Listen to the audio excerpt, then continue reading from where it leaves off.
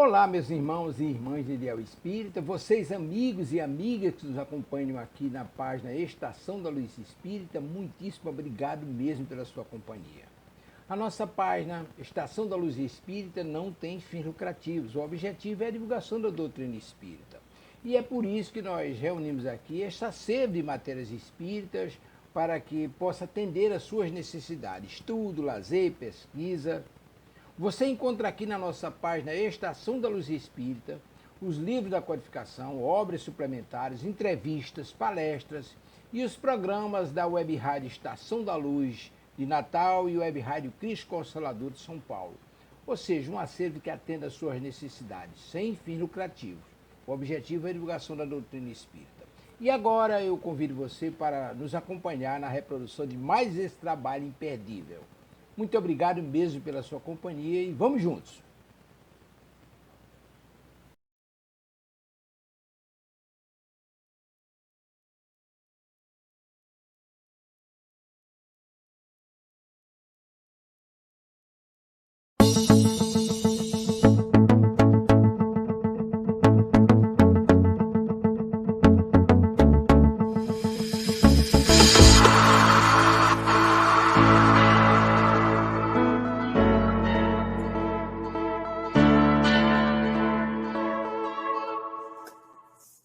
Boa noite, pessoal! Como é que vocês estão nessa noite de sábado?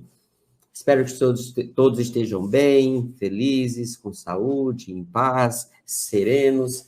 Que, se por acaso as coisas não estiverem como você gostaria, que pelo menos a sua fé no Pai, em Jesus, em Maria, nos bons espíritos, não tenha sido abalada. E se por acaso foi, que possamos juntos, e nesse momento de estudo, tentar trazer um pouco mais de ânimo à sua fé e, retomando essa fé, você possa reiluminar o seu caminho. E aqui estamos eu, a Marina, aqui da cidade de Cascavel, hoje sem o nosso querido Mateus, que está em atividades, para estudarmos pérolas da Revista Espírita. E nós já estamos há algumas semanas trabalhando um texto, né? Nós quebramos um pouco o protocolo de um texto para o programa, para estudar um texto na sua integralidade. O texto que está na Revista Espírita de dezembro de 1868, com o título O Espiritismo é uma Religião?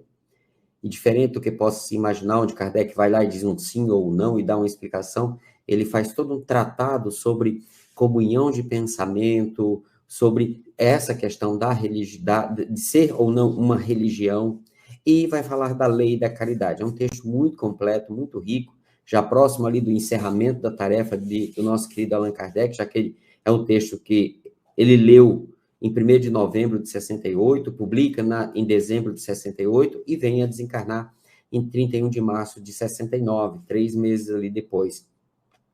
Eu quero, já de antemão, deixar, como sempre, o nosso abraço para a Sílvia, para o Delson, que nos acolhem aqui no estúdio virtual da Web Rádio Cristo Consolador, também a equipe da TV Abel, emissora parceira que transmite os nossos programas. Opa!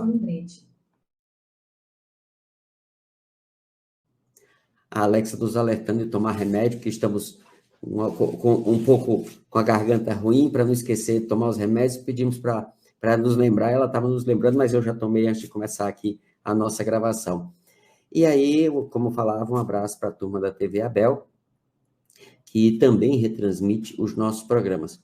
E aí, pessoal, eu estava vendo com a Marina há pouco, né? Parece que está tendo um pequeno delay aqui na transmissão aqui, então, se tiver eu falo, depois a Marina fala, ou ela fala, às vezes demoram a responder e tudo mais, é porque está tendo um pequeno delay, essas coisas da internet, mas nada que venha interferir. Acredito que às vezes até o StreamYard faz esse ajuste, mas se não fizer, vocês já sabem que é por causa que está tendo esse delayzinho aqui da internet. Mas, minha querida Marina, seja bem-vinda. Como dizia o povo antigamente, senhorita Marina, seja bem-vinda. Boa noite, gente. Bom dia, boa tarde, boa noite, né? Dependendo do horário que você está vendo. Muito bom estar aqui com vocês. Como o Enzo falou, infelizmente não temos o Mateuzinho, mas a gente segue o bonde. Semana que vem, se tudo der certo, ele está junto de novo. Então, vamos estudar mais um pouquinho, continuando esse texto, que ainda tem muito pano para manga, mas que a gente realmente vai vendo pontinhos importantes a cada programa. Você quer fazer a prece, Andy? E eu faço no final? Façamos sim. Então, vamos lá, pessoal. Até porque já a nossa fala inicial já soa muito como uma prece, né? Esse pedido aos amigos espirituais que fortaleçam a nossa fé. Mas, além disso, gostaria de pedir especialmente aos nossos anjos guardiões que aceitaram dignamente nos acompanhar durante esta encarnação, para que esteja próximo de nós nesse momento de aprendizado, de estudo, de reflexão, de troca de ideias a respeito do pensamento do codificador, aquele que recebeu a incumbência do próprio Cristo, segundo os relatos históricos, que, atendendo o seu pedido, vem à Terra para fincar as pilastras do Consolador prometido. E aí nós pedimos a este espírito, a este ser, ao mestre lionês Allan Kardec, que esteja conosco pelo pensamento, para que possamos ser fiéis às suas ideias. E assim, rogamos a todos os amigos espirituais, a todos os anjos guardiões das pessoas que nos assistem, que também envolvam-as, para que elas possam mergulhar neste pensamento. E mergulhando neste pensamento, possamos encontrar em nós a fortaleza necessária para os enfrentamentos do dia a dia, dentro do nosso processo evolutivo, dentro da nossa busca da perfeição. E assim dizemos, muito obrigado, querido Pai. Muito bem, Marina. Nós já caminhamos bastante no texto. É um texto relativamente não tão longo, mas também não é tão curtinho. E para os padrões da Revista Espírita, né? Existem textos muito longos. Tem texto que Kardec dividiu em 5 partes para publicar, como o Estudos sobre os Processos de Morzine, são 5 partes. Né? É um verdadeiro tratado, é uma verdadeira dissertação. Né? E aí, aqui é um texto tamanho padrão, para um texto médio, e nós já avançamos bastante nele.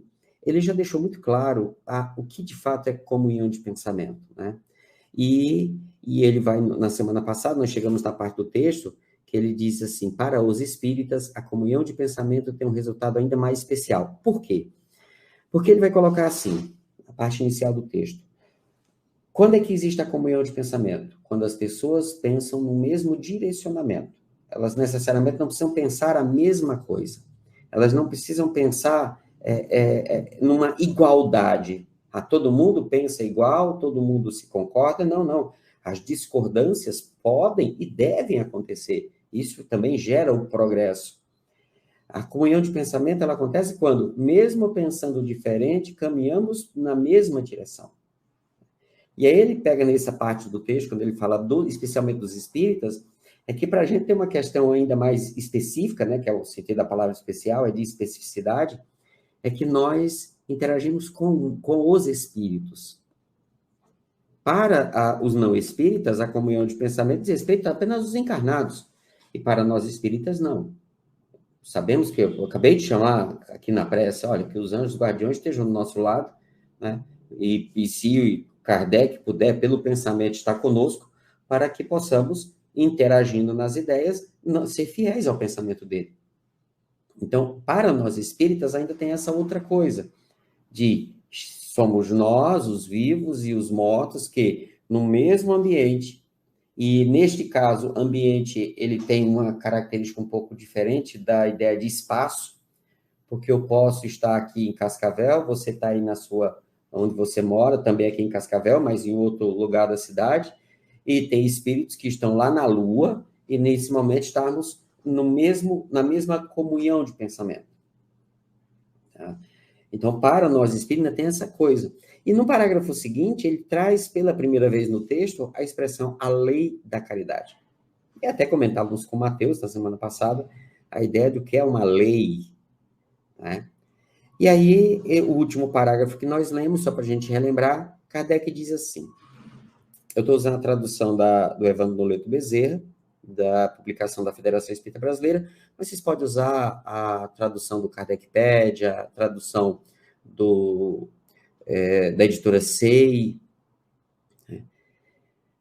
Assim, pela comunhão de pensamentos, os homens se assistem entre si e, ao mesmo tempo, assistem os espíritos e são assistidos, e são por estes assistidos. Então, pela comunhão de pensamento, não é o verbo assistir aqui, ele tem o sentido de amparar-se, de estarem juntos, de não só de se verem, né? É de dar assistência. Então, tanto nós podemos dar assistência aos espíritos, quanto os espíritos podem dar assistência a gente. Tanto a gente podemos dar assistência uns aos outros, né, quanto os outros a uns. As relações entre os mundos visível e invisível, é curioso, Marina, que a gente às vezes fala, é no outro mundo. E a única distinção que Kardec usa, as palavras que ele usa para distinguir o mundo onde nós encarnados estamos e interagimos com o mundo onde os espíritos interagem, e aí vamos lembrar um detalhe, eu sou espírito. Então, enquanto espírito, eu também interajo com esse mundo. Então, na minha condição de encarnado, eu consigo atuar diretamente no mundo material e no mundo espiritual. Os espíritos, não. Eles atuam no mundo espiritual e eles atuam no mundo material por meio dos encarnados. Por meio dos fluidos dos encarnados. Então, nós temos mais poder de ação do que os mortos, nesse caso. As relações entre o mundo... e ele faz a distinção, que eu me lembre, neste momento, duas formas para fazer a distinção entre esses dois mundos. Ele vai chamar de mundo visível e invisível, mundo ponderável e imponderável. Ou, às vezes, mundo material e mundo semimaterial. Ele não faz uma separação entre os mundos, mas ele fala da diferença de estado e de percepção entre eles, e não como se fossem dois mundos distintos.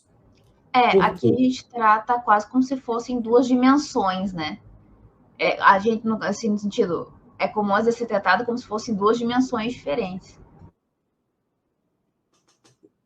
Que tem um portão, né, que separa um do outro, mas não é um mundo só, onde parte da matéria ganha características e propriedades muito próprias, e aí ganha o estado de ponderabilidade. Mas é como você pegar uma bacia, colocar água, colocar no congelador, e dali um pouco você tira ela, você vê, parte já está congelada, e outra parte ainda está líquida. Então, quando é que começa um e quando termina a outra? Na verdade, tudo é H2O. O que vai diferenciar o estado em como o H2O está organizado, como as moléculas do H2O estão organizadas. Quando elas estão mais sólidas, gelo. Quando elas estão mais fluidas, né, mais soltas, água. Então, é a mesma lógica. Estamos falando de um mundo único. Né? De um mundo único. Então, as relações entre os mundos visível e invisível não são mais individuais, mas coletivas. E, por isso mesmo, mais poderosas em proveito das massas e dos indivíduos. Numa palavra, estabelecem a solidariedade, que é a base da fraternidade. Cada qual trabalha para todos, e não apenas para si. E trabalhando para todos, cada um aí encontra a sua parte. É o que o egoísmo não compreende. Tem uma outra passagem, inclusive está no Livro dos Espíritos, eu não vou lembrar agora em qual questão, que ele fala sobre a lei de solidariedade. E aqui ele descreve essa lei. As relações entre os mundos visível e invisível não são mais individuais, mais coletivas, e por isso mesmo mais poderosas em proveito das massas e dos indivíduos. Numa palavra, estabelecem a solidariedade, que é a base da fraternidade. Então, a lei que rege a fraternidade é a lei de solidariedade. Cada qual trabalha para todos e não para si mesmo, para si. E trabalhando para todos, cada um aí encontra a sua parte. É o que o egoísmo não compreende. Então, nós ficamos nessa parte. Veja que a comunhão de pensamento, ele traz agora num patamar que vai além da simples ideia de pensar no mesmo direcionamento. Eu ia me oferecer para ler, só que como tá chegando com delay a minha voz para você, Aí acho que vai atrapalhar um pouco se você quiser me interromper. Então acho que é melhor você ler Na mesmo. verdade, inclusive, Hum. na verdade, agora inverteu. A imagem está com delay. O áudio está chegando correto. Ah, menos mal, menos mal. Quer que eu leia então? Pode ler. Tá. Graças ao Espiritismo, compreendemos então o poder e os efeitos do pensamento coletivo. Entendemos melhor o sentimento de bem-estar que experimentamos no meio homogêneo e simpático. Mas sabemos igualmente que o mesmo se dá com os espíritos, porque eles também recebem os eflúvios de todos os pensamentos benévolos que para eles se elevam como uma nuvem de perfume. Os que são felizes experimentam uma alegria ainda maior por esse concerto harmonioso. Os que sofrem sentem um maior alívio. Por isso, Marina, a importância da prece pelos desencarnados. No Evangelho segundo o Espiritismo, lá no finalzinho, né, prece pelos desencarnados, e Kardec traz isso. E na Revista Espírita, quando Kardec pergunta, quando ele está conversando com os espíritos, se a prece é agradável. E eles dizem que, usa até uma expressão, em alguns casos, refrigério. E eu me lembro de uma palestra do Haroldo, quando ele está analisando um dos salmos, agora eu não lembro, que fala sobre refrigério, que o Pai, Deus, seria o refrigério para as nossas almas, mais ou menos uma frase assim.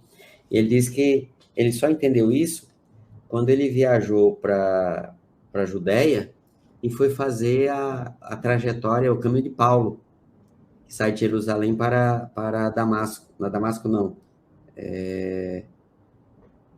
Agora não lembro lá, agora deu um bug aqui. É Damasco, sim. Damasco? Agora travei. Bom, e ele faz essa mesma trajeto que Paulo fez. Como tem uma boa parte no deserto. E ele fala daquele calor do deserto, que é uma coisa. Eu sou nordestino, sou do sertão nordestino, e é próximo, certo? É próximo, dependendo da época, muito terrível o calor. É muito seco. E aí ele diz que tem os locais chamados oásis, né? Onde tem sombra, tem água. E aquela sensação de você estar naquele calor terrível e parar debaixo de uma árvore, naquela sombra, tomar uma água, aquela sensação de alívio é o que é o refrescar. Então, entrar num momento de prece, com carinho, com amor, com acolhimento, as energias que vão envolver os fluidos que serão direcionados para a pessoa, né? A qualidade desses fluidos, ao chegarem na pessoa, especificamente um desencarnado, a sensação é a mesma, segundo a descrição deles mesmos que a gente vai encontrar na Revista Espírita. Mas Como um acho que é refrigério importante para a alma. colocar que realmente é muito importante a gente fazer a prece, mas a gente tem que cuidar para não tentar segurar o espírito. Porque às vezes a gente quer fazer uma prece para um ente querido e a gente fica mais amarrando ele da última encarnação com a gente, já que a gente não desencarnou ainda, a gente ainda está preso nessa situação atual, e a gente mais atrapalha do que ajuda. Então também tem que tomar esse cuidado, com certeza continuar rezando por ele, mas não ficar às vezes na lamentação de ai, queria que você estivesse de volta, e essas coisas assim, porque você realmente mais atrapalha do que ajuda. Apesar do sentimento de amor pelo espírito.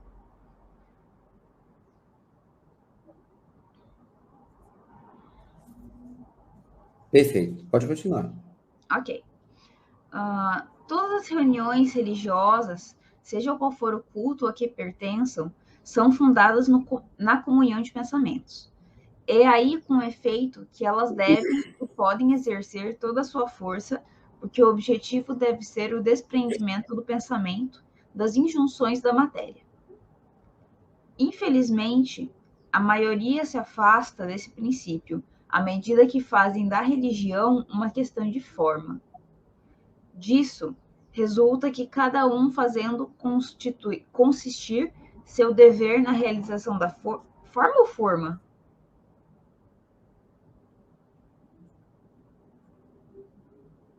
Forma.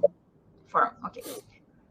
Disso, resulta que cada um fazendo consistir seu dever na realização da forma, julga-se quite com Deus e com os homens quando praticou uma fórmula.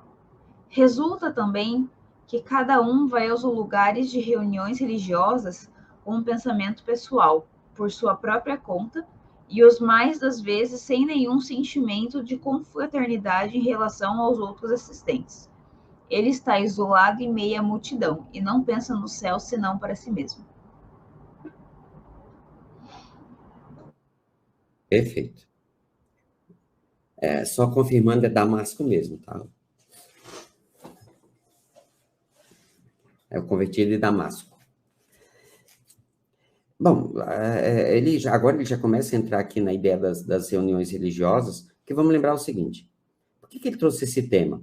Primeiro, que já havia uma discussão na época se o espiritismo era ou não era religião, tal. Tinha gente que não queria se envolver. Inclusive, é um momento na filosofia, na história da filosofia, em que começam profundas discussões entre a chamada produção de conhecimento e o conhecimento religioso, né? E começa a haver um distanciamento de tudo que fosse produção de conhecimento, de tudo que fosse ligado à religião. Porque começa a ideia de que, olha, não dá mais essa história de que a fé resolve tudo, que a fé explica tudo. Não, a gente aqui tem como entender como o mundo funciona. Não precisa de fé. E porque quem dava as respostas antes era a religião. Só que o espiritismo tinha toda uma base em Jesus. Porém, em nenhum momento houve, por exemplo, a organização de um clero, o estabelecimento institucional de uma religião, mas que você tem na sua base elementos das religiões. Então, é ou não é uma religião? Tem elementos de religião, mas não é religião? Como é que é isso? E um segundo ponto eles estão fazendo, o Kardec está lendo esse discurso aqui no dia 1º de novembro, véspera do Dia dos Mortos. Inclusive, quando você olha o título, Sessão Comemorativa do Dia dos Mortos. E ele está falando sobre isso. Por que reunir aqui para falar sobre os mortos? Que é uma questão de uma data vinculada a um pensamento religioso. Então, ele está fazendo essa discussão. E aí ele coloca, não é porque é uma religião religiosa, independente de qualquer seja o culto, que isso vai dizer que é uma comunhão de pensamento. Que o cara pode estar ali, mas ele não está num sentimento de religiosidade. Ele está com o pensamento dele, pronto, e acabou. Isso não acontece nas casas espíritas, nós sabemos, né? Capaz. E só comentando, e no final do texto ele coloca de novo, né, como a gente já falou em uns parágrafos para cima, cuidar com essa ideia de a parte do egoísmo, né? Quando ele fala que você pensa no céu basicamente para si mesmo. Então, tomar um cuidadinho com essas questões. Perfeito. No nosso caso, é achar que, poxa, Marina não vai para nosso lar, porque ela come carne, e assim, espírito que come carne ainda é muito inferior. A Marina não vai para nosso lar, porque a Marina usa roupa preta, isso é coisa de espírito inferior. A Marina não vai por isso. Se eu estou dizendo que a Mariana não vai, é porque eu estou automaticamente dizendo que eu vou, eu não faço isso. Onde é que fica a lei da fraternidade nessa história? Foi com Deus, né? Literalmente.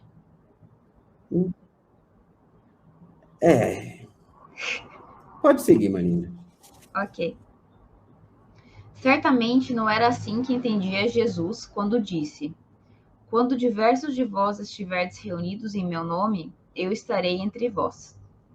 Reunidos em meu nome quer dizer com um pensamento comum, mas não podemos estar reunidos em nome de Jesus sem assimilar os seus princípios, a sua doutrina. Ora, qual é o princípio fundamental da doutrina de Jesus? a caridade em pensamentos, palavras e obras. Os egoístas e os orgulhosos mentem quando se dizem reunidos em nome de Jesus, porque Jesus não os reconhece como seus discípulos. Ai. Esfregou assim na cara, né? Ai. Perfeito. Quer dizer, o que significa, como Kardec lê a expressão quando duas ou mais pessoas estiverem reunidas em meu nome, aí estarei entre eles, quando haja a comunhão de pensamento. E nesse caso específico, esse pensamento deve estar alicerçado na caridade. Pensamentos, palavras e ações. Ele não deixou brecha. Inclusive, até ler esse texto, isso era uma fala de Jesus que eu falava ok, tudo certo. Mas daí quando eu cheguei nesse parágrafo que eu li, daí ele fala do pensamento comum, eu falei, ah, tá, faz muito mais sentido agora. Faz muito mais sentido.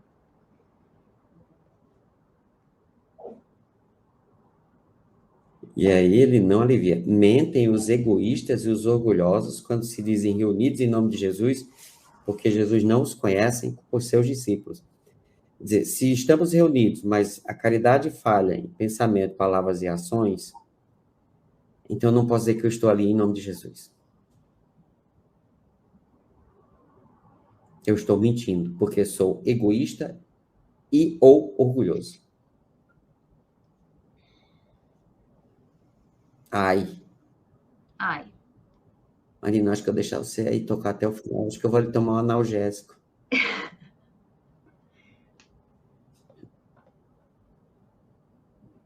É melhor seguir.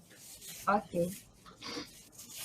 Feridas por estes abusos e por estes desvios, há criaturas que negam a utilidade das assembleias religiosas e, por conseguinte, dos edifícios consagrados às tais assembleias.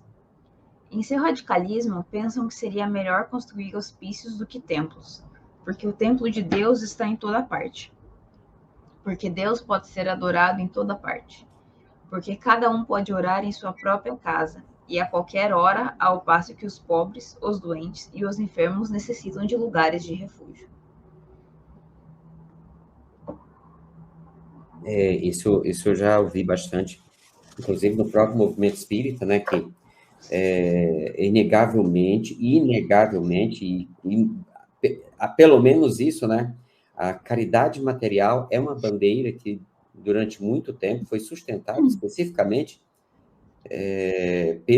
pelo movimento espírita. É claro que nós tínhamos nas nossas irmãs religiões cristãs algumas instituições, algumas pessoas, pegar aqui o exemplo daqui no Brasil de Irmã Dulce, de Dom Helder Câmara, entre os mais conhecidos, né? Não só eles, mas são muito conhecidos, com um trabalho de caridade material muito intenso, né? Mas não era o comum, tá? Mais o trabalho de evangelização mesmo, através dos cultos, das missas, né? Na Igreja Católica, missa, nas igrejas evangélicas, os cultos, mas um trabalho de evangelização e um grupo ou outro dedicado à caridade material, só que no caso da doutrina espírita, a caridade material era a bandeira principal.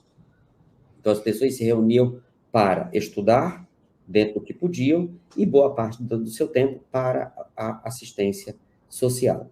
Com o passar do tempo, o poder público foi encampando essa função, que deveria ser do poder público desde sempre, mas não só dele, também venhamos e convenhamos, foi encampando. Hoje nós temos os trabalhos assistenciais no âmbito da administração pública e que cuida disso, inclusive rege dentro da legislação as próprias instituições sociais, ali regrando. Por exemplo, aqui em Cascavel, só para dar um exemplo do que eu estou falando, nós temos aqui o albergue noturno, e até alguns anos as pessoas chegavam lá e eram acolhidas. Hoje não. Chega uma pessoa necessitada, ela é direcionada para um departamento próprio da Secretaria de Ação Social do município, é feita uma catalogação, e aí a secretaria identifica qual o melhor local fica adequado para aquela pessoa. E aí eles mandam, né, tem um carro lá da secretaria que aí devolve lá, bota lá no albergue, o albergue toma conta, e tem todo um apoio. Quer dizer, hoje não é só mais as instituições espíritas, hoje tem um trabalho, tem algumas falhas, tem tudo, isso faz parte, né? Mas observe que... Pode falar. Não, uma pergunta. É porque, assim, olhando pelo texto, posso estar errada, mas dá a entender, até quando ele fala aqui dos radicais, né? Que eles queriam mais isolar do que de fato acolher, né? O que eles queriam separar é o seguinte, para que construir um centro espírita? Não é melhor a gente pegar esse dinheiro e construir um asilo para colocar os pobres? Para que construir uma igreja só para pompa, né? Não é melhor construir uma escola para educar crianças? Então, nesse ponto, por isso que chamava a atenção que os centros espíritas, eles se tornaram centros, em muitos casos, né? Não todos, um centro de assistência social, né? E não tão necessariamente locais com as características que temos hoje, que é de estudo, de as palestras públicas e tudo mais. Tanto que, se olhar as primeiras casas espíritas, quando elas começam pequenas, né? E elas vão crescendo em função da demanda social. E somente de poucas são aquelas que começam com grandes salões para a recepção de pessoas.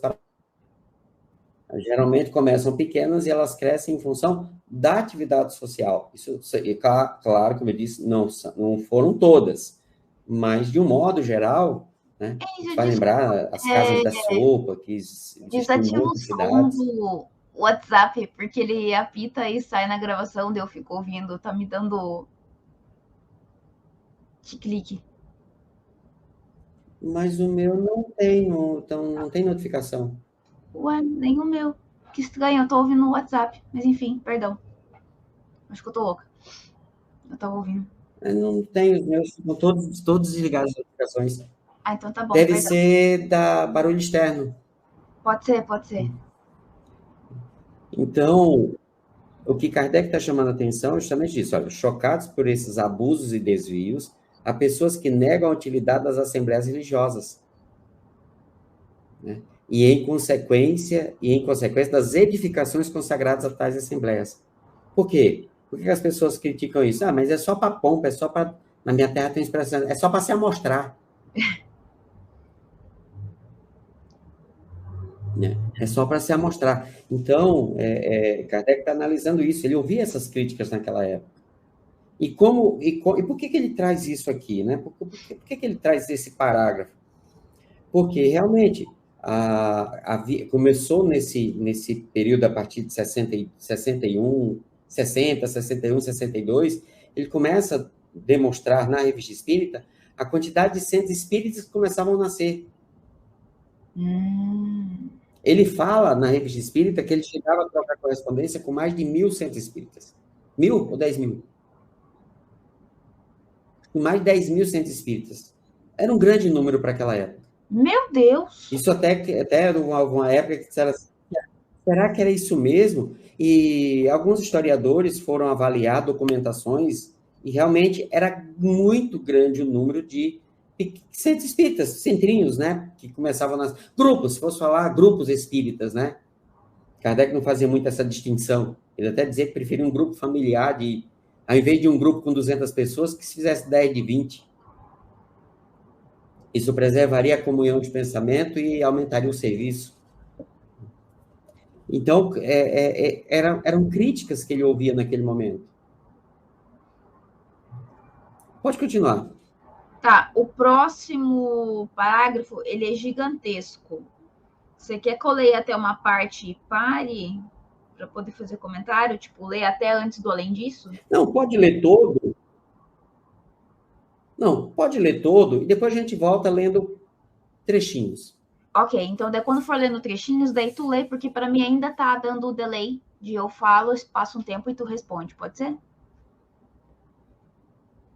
Perfeito.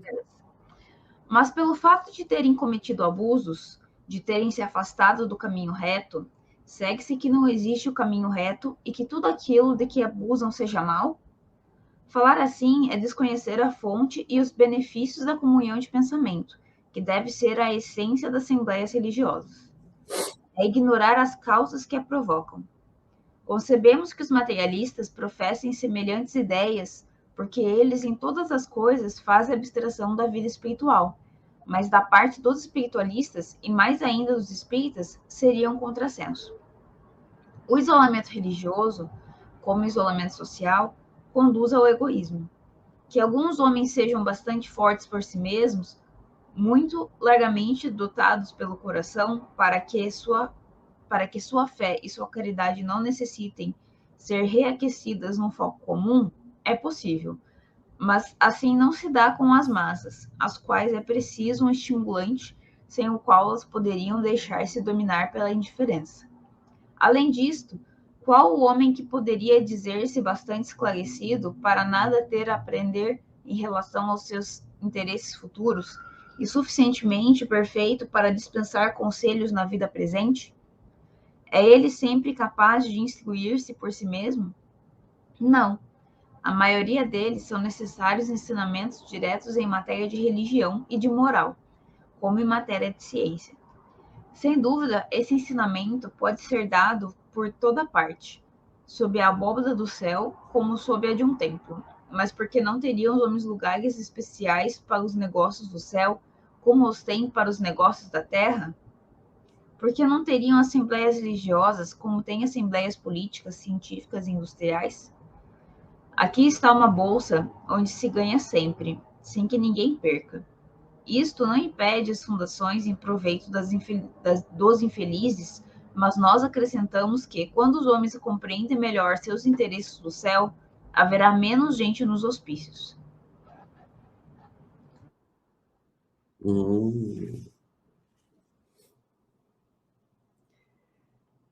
Deixa eu só marcar essa última frase aqui, porque ela é...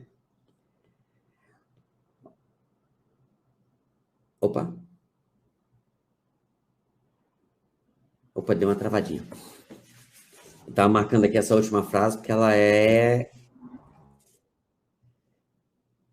Ademais, que haverá menos gente nos asilos e nos hospícios, quando os homens compreenderem melhor seus interesses do céu. Aqui tá até... Perdão, passou uma moto.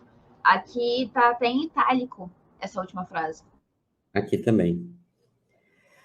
Então, vamos lá. Vamos dividir aqui algumas partes. Essa parte inicial aqui. Deu para todo mundo pegar a ideia do que é que ele está falando aqui, né? Ele tá explicando por que é importante ter os lugares. Ter um lugar físico para as reuniões, para as assembleias, né? Ele não chama culto, ele chama assembleias. Tá? E ele diz, mas por que cometeram abusos? Por que se afastaram do reto caminho? Não devemos não concluir, né? Não devemos concluir que não existe o reto caminho e que tudo quanto se abusa seja mal. Quer dizer, existe um caminho reto. Não é porque as pessoas se afastaram dele, que as pessoas abusaram dele, que ele não exista. E porque abusaram, então o caminho não é reto, o caminho não é bom. Então o problema não é o caminho, o problema são as pessoas que não souberam mergulhar nesse caminho. Né? E aí tem uma coisa que ele vai falar em outros momentos, que é a ideia de realmente se submeter ao caminho. Não perverta ele. Não, certamente. Falar assim é desconhecer a fonte e os benefícios da comunhão de pensamento, que deve ser a essência das assembleias religiosas. É ignorar as causas que a provocam. E aí volta ao ponto. As assembleias religiosas devem ter por base a comunhão de pensamento deve ter por base a caridade, a fraternidade, que tem como base a lei de solidariedade. Que é caridade por pensamento, palavras e ações. Essa é a característica, deve ser a característica de um centro espírita eminentemente espírita. Concebe-se que os materialistas professem semelhantes ideias, já que em tudo fazem abstração da vida espiritual, quer dizer, eles não levam em consideração a realidade espiritual. Mas da parte dos espiritualistas é melhor ainda, e melhor ainda, dos espíritas é um contrassenso.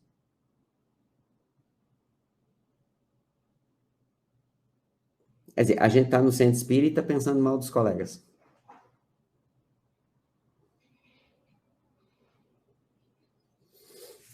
O isolamento religioso, assim como o isolamento social, conduz ao egoísmo. Então, se na sua instituição, você, aí vamos lá, aqui não é para os outros, que a gente fica olhando para os outros, mas achamos que nós estamos certos, que os outros estão sempre errados.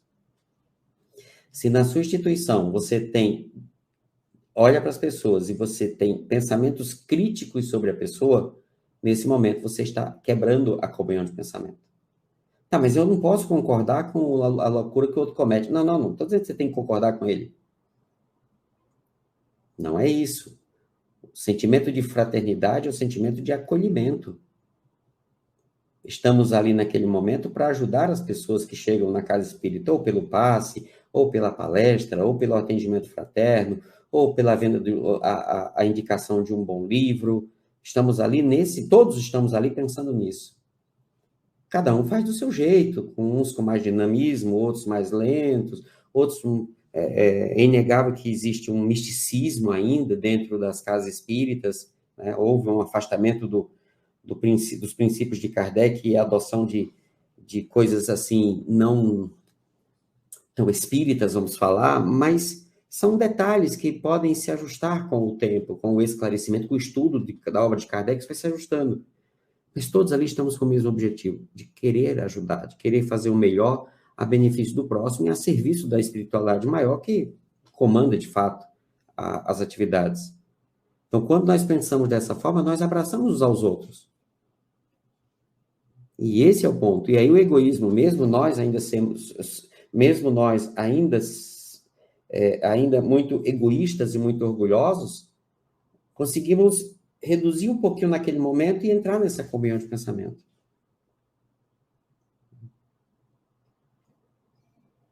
Que alguns homens sejam bastante fortes por si mesmos, largamente dotados pelo coração, para que a sua fé e caridade não necessitem ser revigoradas num foco comum, é possível. Mas não é assim com as massas. Um exemplo, né, que não é o caso, mas só coisa. Eu posso não perder a fé nunca. Eu conheço uma pessoa que, espírita, já de muitas décadas, de berço, né, que está no movimento espírita até hoje e que já enfrentou muitas barras, perseguições, ataques, afrontas, desrespeitos e nunca se abalou em relação ao serviço. Eu acho que você conhece também. Uma pessoa aqui de Cascavel. E está lá, firme e forte até hoje. Então, como ele coloca aqui, que alguns homens sejam bastante fortes por si mesmos, largamente dotados pelo coração, para que a sua fé e caridade não necessitem ser revigoradas num foco comum, é possível. Estou falando enquanto trabalhador, servidor do espiritismo, da doutrina espírita. Mas não é assim com as massas, por lhes faltar um estimulante, sem o qual poderiam se deixar levar pela indiferença. Quer dizer, não é o ataque do companheiro que vai me impedir de ir para o serviço, porque tem gente ali que precisa, e eu sei que eu só posso ser útil naquele momento. Não que eu seja a única pessoa, mas que se eu me preparar, se eu estiver bem e não me deixar abalar pelos ataques, eu vou estar pronto para o serviço. Então, o serviço está em primeiro lugar. Além disso, o homem que poderá dizer-se bastante esclarecido, para nada ter a aprender no tocante aos seus interesses futuros?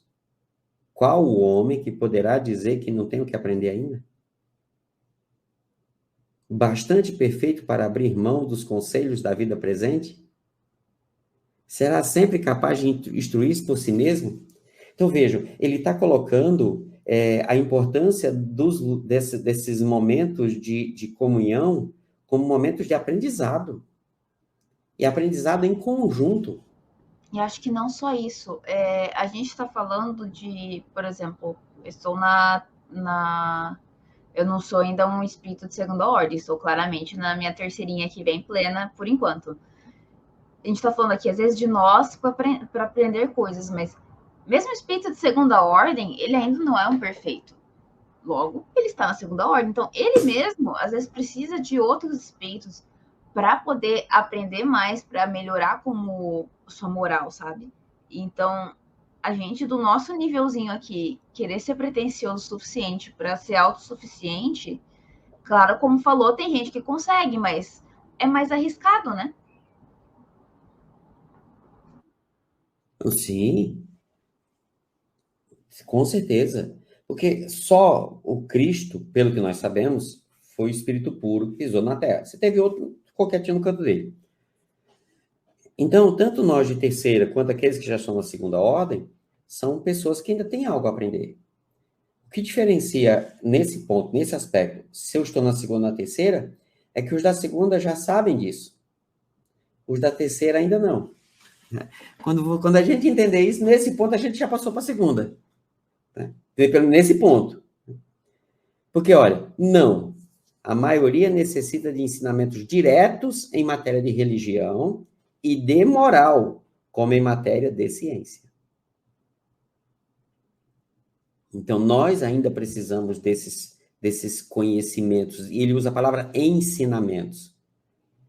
E tanto que está na sequência, ele fala, incontestavelmente, tais ensinos podem ser dados em toda parte, sob a abóbada do céu, como sob a de um templo. Mas por que os homens não haveriam de ter lugares especiais, específicos, para as questões celestes, como os têm para as terrenas? Então, ele está falando, podemos ter um local, sim, para reunião. Isso quer dizer que isso vai virar uma igreja, no caso do Espiritismo? E esse é um ponto que ele vai discutir na frente, que eu sei que hoje não vai dar tempo.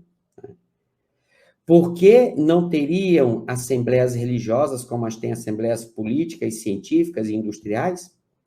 Aqui está uma bolsa que se ganha sempre. Isso não impede as edificações em proveito dos infelizes. Dizemos, ademais, que haverá menos gente nos asilos, nos hospícios, quando os homens compreenderem melhor seus interesses do céu. O que ele está dizendo, Marina? Olha isso. Você disse que seria melhor a gente pegar e construir, transformar isso aqui num hospício para acolher os loucos, num hospital para atender os doentes, numa escola para atender o pessoal que não tem formação. Só que é o seguinte, ótimo, maravilhoso. Só que onde nós vamos ensinar a doutrina espírita? A gente precisa ter um local para a gente ensinar, ser específico para o ensino da doutrina espírita. Para que você estude a doutrina aqui e você possa aplicá-la no meio social. Porque a transformação social se dá pela transformação dos indivíduos. Então, aonde vamos estudar? Uma coisa não diminui a outra.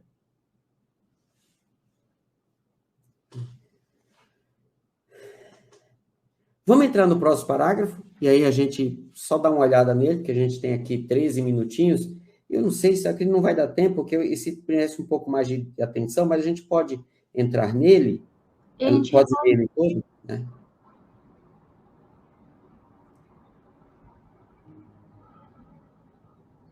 Tudo certo?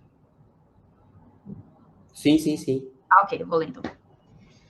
Se as assembleias religiosas, nós falamos em geral, sem alusão a qualquer culto, muitas vezes se afastarem do objetivo primitivo principal, que é a comunhão fraterna de pensamento, se o ensino que aí é dado nem sempre seguiu o movimento progressivo da humanidade, é que os homens não progridem todos ao mesmo tempo.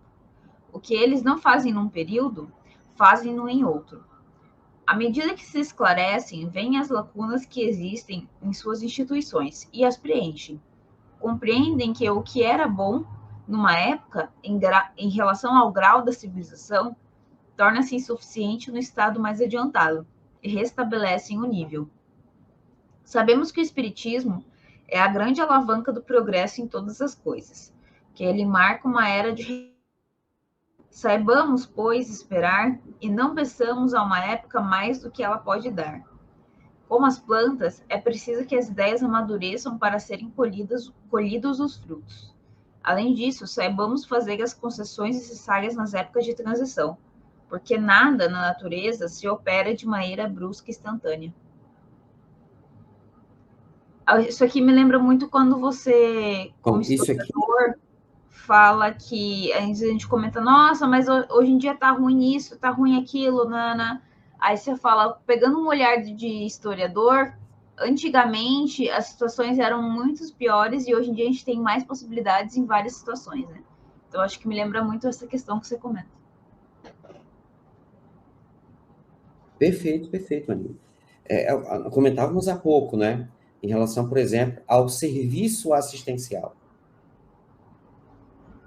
Houve uma época que não existia o serviço assistencial público, as instituições religiosas é que faziam esse papel, as instituições espíritas com excelência, inegavelmente, eu já vi críticas assim extremamente injustas, né? De pessoas que não compreendem o momento histórico que o país, que o Brasil e que o mundo vivia, tá? E com o passar do tempo, aconteceu uma transformação no trabalho social, no serviço social, independente das motivações, né? Sabemos que existem motivações de interesses pessoais, econômicos, políticos por trás de muitas dessas ações, mas isso não nos cabe a análise. O importante é que as pessoas com fome recebem comida, recebem os agasalhos necessários, e cada um responde pelos seus interesses. Não nos compete fazer esse julgamento, é uma questão da consciência de cada um. Isso não me exime da contraparte que me cabe nesse processo.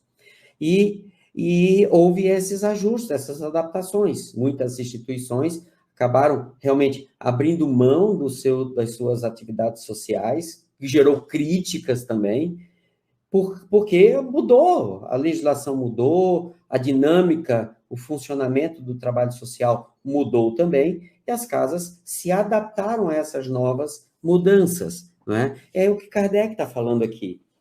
E isso é muito importante, tá? Porque chega a alguns pontos de reflexão, que é o seguinte: por que a atividade existe? Vamos criar um centro espírita. Ok. Por que vamos criar um centro espírita? Porque nós queremos estudar a doutrina espírita. Tudo bem. Então, você tem um grupo, e o grupo vai estudar a doutrina espírita. Tá, então vamos estudar o quê? É muito comum que se estude o que uma pessoa quer. E não o que é interessante para o grupo. Pegando as características do grupo, pegando a dinâmica do grupo, pegando o interesse do grupo. Nós conversávamos há um dia desse, em função do tempo que a gente já tem de coordenação de grupo, e o grupo estava definindo o que é que ia estudar. Né? E uma pessoa disse assim, vamos estudar tal coisa. E os outros olharam assim e tal, e eu comentava, mas isso é você que quer estudar, o grupo quer estudar isso? Se o grupo quiser estudar isso, tudo bem. E a pessoa disse, é verdade, eu quero estudar. E se o grupo quiser estudar, quer dizer, se o grupo entender que aquilo que o colega quer estudar, tem interesse, é de interesse do grupo, maravilha. Eu falo isso porque, às vezes, o grupo é criado em função de uma pessoa, ou ele é criado para aquela pessoa. Ele cria o grupo para ele, para que ele possa ter a dinâmica, e não do grupo. Aí o grupo vai ter a personalidade da pessoa e não a sua própria personalidade. Então, isso é um ponto importante para a gente analisar e comentar, né? Para que, se é um centro espírita, a dinâmica é do espiritismo, e não do enzismo, da marinismo. Isso é algo que ainda existe. Ainda existe. Se o centro espírita precisa ter a cara de alguém, que tenha de Kardec e do Cristo. E como é que eu vou saber se o centro espírita tem a cara de Kardec e a do Cristo? É porque todas as suas atividades estão centradas na caridade. E como é que... mas então a gente não tem trabalho assistencial. Isso. Não, não é. É por isso que Kardec mais à frente vai detalhar mais a caridade. Caridade material é só uma das facetas. Inclusive, ele vai dizer a mais fácil delas. A mais difícil é a caridade moral, que é de orientar o outro. Então, ele vai tratar disso aqui. Marina, como eu disse, era só para entrar no parágrafo. A gente vai, na próxima semana, retomar todo esse parágrafo aqui. E vamos retomar ele, vamos retomar o anterior também, alguns pontos para seguir, e vamos mergulhar um pouquinho nesse parágrafo aqui. Nós temos 5 minutinhos e meio, eu já vou me despedindo, deixando mais uma vez um abraço à Silvia, ao Delson, que nos acolhe, deixando um abraço para a turma da TV Abel, que retransmite o programa, um abraço para o Mateuzinho, que está lá nas suas atividades. Hoje nós estamos gravando, né? Hoje é quinta-feira, o programa vai no sábado, está aqui no próximo às 10 horas da manhã, ele está trabalhando, e a todos aqueles que nos acompanham, a turma do Esmiuçando Allan Kardec, está sempre acompanhando a gente, um abraço, um cheiro bem grande. Marina, suas considerações finais e a nossa prece de encerramento. Bom, gente, espero que tenham conseguido aproveitar bem esse estudo de hoje. Vale a pena dar uma recapitulada antes do próximo estudo, que a gente sempre esquece, né, depois de alguns dias. Então, só para dar uma recapitulada, prestar atenção nesses pontos que a gente colocou, tanto de cuidar com a parte do egoísmo, dar tempo ao tempo, como a gente falou aqui nesse último parágrafo, que às vezes a gente quer realmente que algo... Porque não melhora, né? Mas às vezes não é o período, isso frustra a gente, mas vida segue. Manter essa ideia do comunhão de pensamento, que não necessariamente ela é pensamentos iguais, o importante mesmo é o mesmo rumo, e todas essas questões que a gente falou daqui para cima no texto. Então, se puderem, deem uma revisadinha, deem uma lida nos próximos, às vezes, 3, 4 parágrafos, que a gente normalmente não trabalha tantos, mas a gente realmente disseca bem o que a gente pode em cada parágrafo. Então, muito obrigada novamente por estarem aqui com a gente essa semana. E finalizando com a nossa prece, obrigada aos espíritos, sempre nos ajudando, né, nesses estudos, sempre nos intuindo da melhor forma possível para que a gente consiga compreender essas passagens tão importantes. E obrigada a Jesus e a Deus por sempre nos permitir aqui estudar um pouquinho mais, aprender um pouquinho mais para trilhar essa nossa vida evolutiva. Se cuidem e até semana que vem.